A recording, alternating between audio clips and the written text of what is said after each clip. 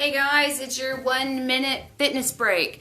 What can we do in 1 minute? I'm going to show you. My name is Hounsome. I'm your favorite elite health coach, and I'm here to bring you honest answers to those nagging fitness, nutrition, and lifestyle questions.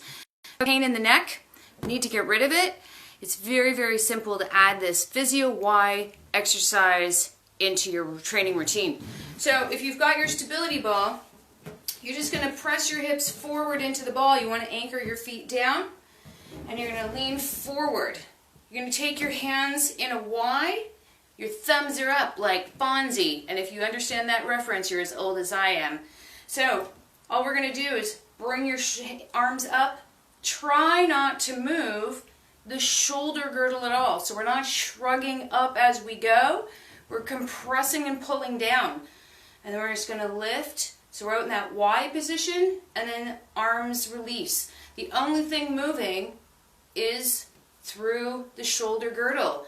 This is going to help strengthen the traps, so those muscles that are behind your shoulders that come up into your head for support, those get tight, which creates a pain in the neck.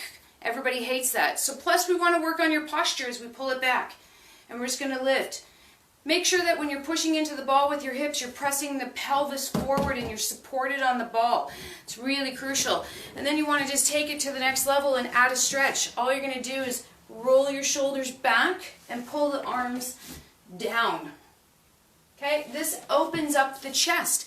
When you open up the chest and strengthen up the rhomboids, the traps into the shoulder, that's what gets rid of that pain in the neck. I know everybody kind of like has that stressor point behind the shoulders.